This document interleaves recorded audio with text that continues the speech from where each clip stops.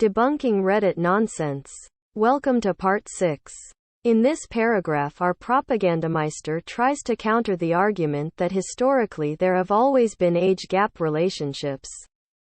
She claims, "Sometimes they did start families early. However, this was not the norm for most people." Let's talk for a minute about the norm unquote. If your school had 200 students, and 8 of them dyed their hair green, would you say it's normal to have green hair? What if they kept the same green hair for years? What if graduating green-haired students were replaced by new green-haired students? If the percentage of green-haired students was consistently between 2 and 6%, would it be normal? That's how it is with homosexuality. We say that being gay is normal, despite the fact that homosexuals are consistently 4% of the population. That means 96% not gay. So if 4% of young women marry men 10 or 20 years older than them, are age gap relationships normal? Green hair doesn't have to be a majority trait to be common and accepted. Homosexuals don't have to be more than 50% of the population to be common and accepted. For almost all of human history, age gap relationships were common and accepted. Left-handed people, gays, and redheads are all normal despite being small minorities. This needs to be stressed.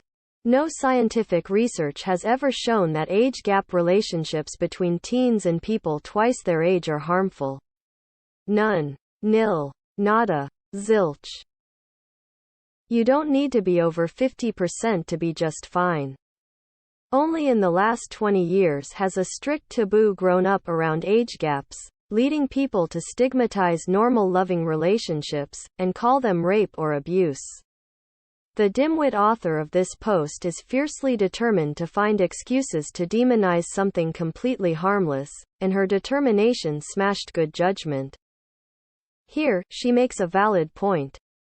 Also, people in ancient historical periods did a lot of shit we don't agree with or find acceptable. The ancient Romans used to crucify people, for example.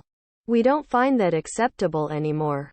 The harm caused by slowly torturing people to death is obvious to everyone, I hope. The ancient Romans also ate apples. Should we stop eating apples because it is an outdated practice? If there was a movement to stigmatize and criminalize the eating of apples, wouldn't you defend the harmless fruit by saying that the Romans also thought it was fine? You would point out that nobody in ancient or medieval times ever saw any problem with apple eating. So it's shocking that Puritans are now making bizarre claims of apples being a heinous crime. Sorry. Apples is just a metaphor. Let me give you a concrete example.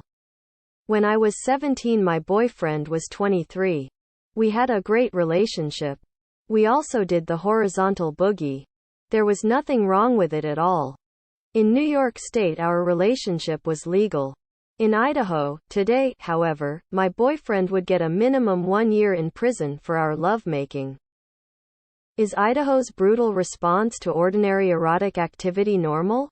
No, not at all. Not historically, nor currently.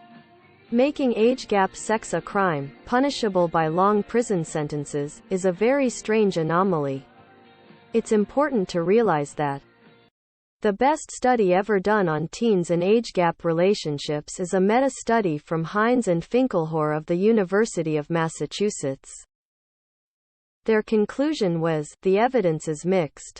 Some studies show negative reactions, others show positive, and still others show neutral. There is no way to justify the current hysteria around this issue.